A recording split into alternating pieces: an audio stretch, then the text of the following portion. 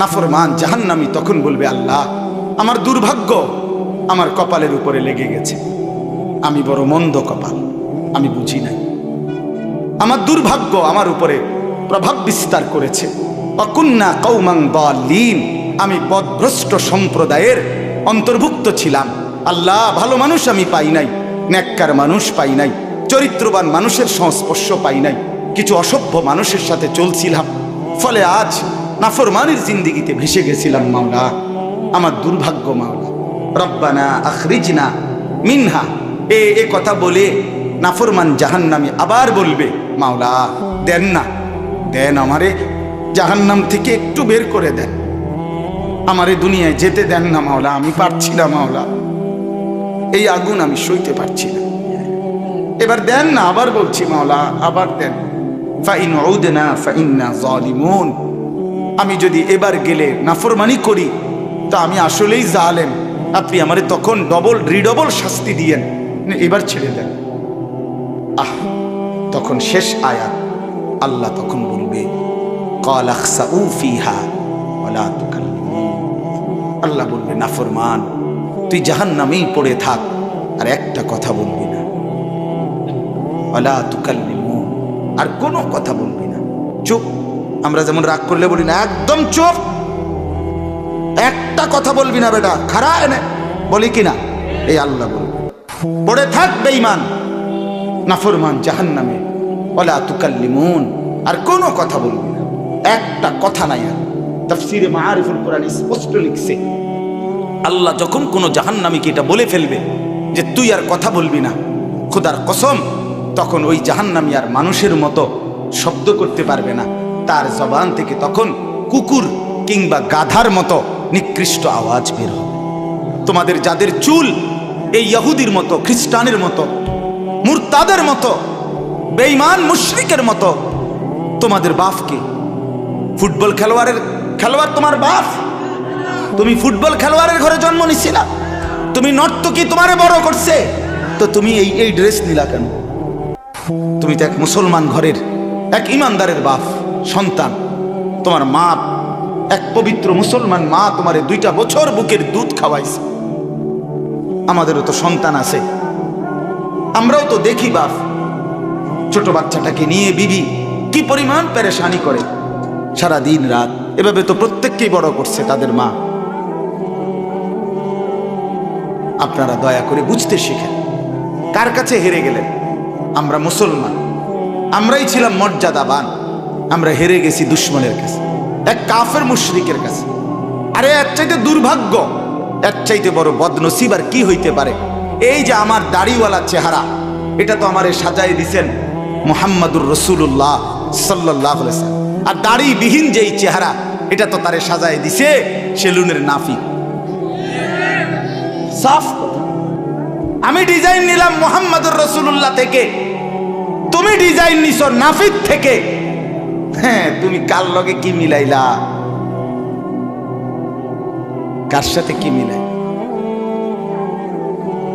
আমার চুল আমি নিছি সাহাবায়ে কেরাম আউলিয়ায়ে ইজাম থেকে, তারা চতুর্দিকে সমান চুল রাখতেন, আর তোমার এই ফ্যাশনেবল চুল তুমি নিছো সেলুনের নাপিত কিংবা ইহুদি খ্রিস্টান কাফের মুশরিক, কতগুলো তার সিরার ছবি লাগাইয়া থাকে চারিদিকে, এটার ভিতরে এটির কোবাইয়া থুইছে কোনানে হালাইয়া, একটার হ্যান দিয়া কোপ দিয়া চুল নাই, একটার হ্যান দিয়া কোপ দিয়া চুল নাই, একটার হ্যান দিয়া কোপ, এটির কোনো আনে হয়তো গেছে আকাম কুকামে, কোবাইছে আচ্ছা তোরে সাফাতি দিয়া, এরপরে আর চুল ওঠে না, এমন শক্ত কোপ খাইছে এই কোপের পরে, আর সিলাই ব্যান্ডেজ ঠিক হয়েছে কিন্তু চুল আর ওঠে না।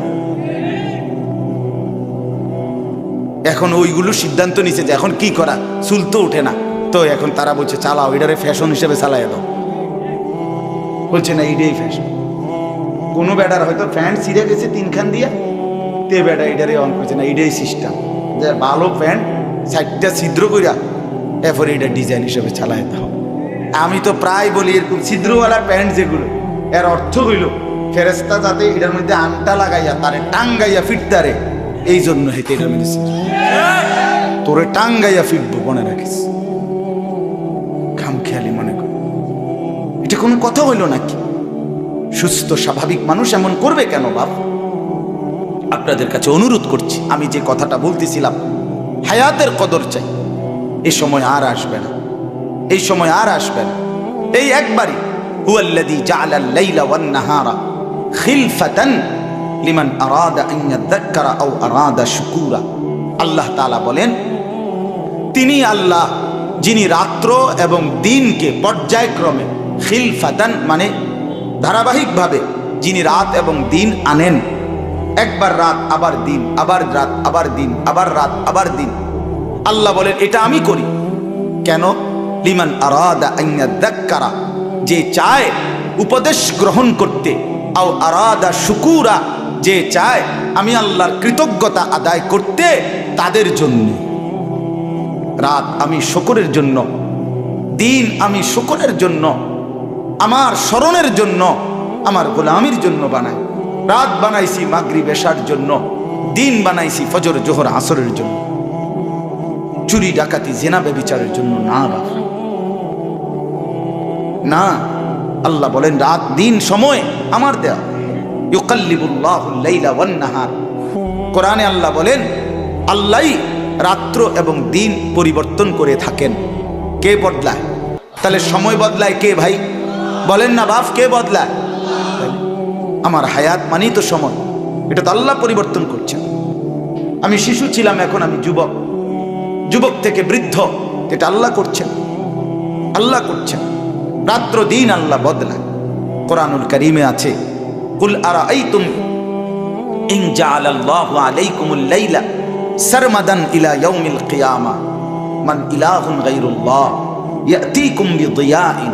আহ, মালিক বলে বান্দা আমি একটা কথা জিজ্ঞাসা করি বান্দা, আল্লাহ বলছে আজকের এই রাতটাকে টেনে লম্বা করে আমি যদি কিয়ামত পর্যন্ত রাত বানিয়ে রাখি, বলো তো আমি আল্লাহ ছাড়া তোমার আর কে আছে যে তোমার জন্য আগামী কালকের আলো নিয়ে আসবে? বলো না ছেলেরা, ভাইয়া বলো না বাপ, কে আনবে? তো তো সেই আল্লাহকে কেন ভুলে যাওয়া? সেই আল্লাহকে কেন ভুলে যাওয়া? সেই মনিবকে কেন ভুলে যাওয়া? আমার অস্তিত্বের প্রতিটা মিনিট যার হাতে, আমার বেঁচে থাকা যার ইচ্ছায়, আমার নিঃশ্বাস যার হাতে, আমার চোখের পলক যার ইচ্ছায়, আমার চোখের কানের হাতের সমস্ত শক্তি যার হাতে, সেই আল্লাহকে কেন ভুলে যাও? আল্লাহকে যে সেজদা করে না, আল্লাহর সামনে, মনিবের সামনে, এত বড় কায়নাতের মালিকের সামনে যে ঘাড় নোয়ায় না, সেজদা দেয় না, খোদার কসম তার মতো ঘাড় তেরা, তার মতো গাদ্দার, তার মতো বেয়াদব এই জমিন আর কেউ নাই। তুই বড় ঘাড় তেরা বেটা, তুই বড় ঘাড় তেরা, তোর ঘাড় শক্ত, ফেরেশতার প্রথমবারই তোর ঘাড়ে দিবে, মনে রাখিস। তোর ঘাড় বড় শক্ত ঘাড়, তুই এত বড় মালিককে কোনো পাত্তা দিলি না, মাতবরি দেখাইছে। আল্লাহ কোরআনে বলছে, বান্দা ওয়াযানানতুম আন্নাল্লাহা লা ইয়ালামু কাসীরাম মিম্মা তা'মালুন, তোমরা ভেবেছো তোমরা যা করছো এর অধিকাংশই তোমাদের আল্লাহ জানে না, এটা মনে করছি। ওয়াযালিকুম যান্নুকুম বিল্লাহি, তোমরা যে আল্লাহর ব্যাপারে এই ভুল ধারণা করেছো, আল্লাহ বলেন আরদাকুম, এটাই তোমাদেরকে বরবাদ করেছে। ফাসবাহতুম মিনাল খাসিরিন, ফলে আজকে কিয়ামতের মাঠে তোমরা লাঞ্ছিত জাহান্নামীদের অন্তর্ভুক্ত হয়ে গেলে। তোমরা আল্লাহকে পাত্তা দাও না। ওমা কাদারুল্লাহ হাক্কা কদরিহি, রব্বুল আলামিন বলে তোমরা আল্লাহকে পূর্ণ কদর করতে পারো নাই। তোমরা দুনিয়ার সবাইকে লুকাইতে চেয়েছিলে, কিন্তু আল্লাহকে লুকাইতে চাও নাই। তোমার অপরাধ, তোমার দুর্নীতি, তোমার অসভ্যতা, তোমার জিনা, তোমার ব্যভিচার, তোমার উলঙ্গ দৃশ্য দেখা, তোমার সুদের টাকা, হারামের টাকা, সব তুমি দুনিয়ার সব মানুষ থেকে লুকাইবার চেষ্টা করেছিলে। রাত 2টা বাজে, ডানে বামে সব দিকে তুমি তাকিয়ে ভেবেছো গোটা জগৎ ঘুমিয়ে গেছে, মা ঘুমিয়ে গেছে, বাপ ঘুমিয়ে গেছে, এলাকার কেউ জেগে নাই, কেউ নাই, কেউ নাই, আমি একা, শুধুই একা। রব্বুল আলামিন বলে এটা মনে করে রাত গভীরে লেফ কম্বলের নিচে তুমি যখন মোবাইলে উলঙ্গ ছবি দেখছিলে, আল্লাহ রাব্বুল আলামিন আর শাজিম থেকে ডাক দিয়ে বলে, আনিস, পৃথিবী যদিও ঘুমিয়ে গেছে, আমি কিন্তু জেগে আছি, আমি দেখছি। কেমনে রে পারলি বান্দা, কেমনে রে বান্দা পারলি আমার মতো মনিবের সামনে এত বড় অন্যায় কেমনে করছিস? ওমা কুনতুম তাস্তাতিরুনা আন ইয়াশহাদা আলাইকুম সামউকুম ওয়া আবসারুকুম ওয়ালা জুলুদুকুম। আল্লাহ বলে, সাথে সাথে বান্দা, তোমার যেই দেহ দিয়ে তুমি গুনাহ করছো, সেই কান, সেই চোখ, সেই শরীরের চামড়া, প্রতিটা পশম, এটাকে তো তুমি আড়াল করতে পারবা না। পারবেন? আল্লাহ বলেন, খোদার কসম বান্দা, তোমার সেই দেহের অঙ্গ, শাহিদা আলাইহিম সামউহুম ওয়া আবসারুহুম ওয়া জুলুদুহুম বিমা কানু ইয়ামালুন।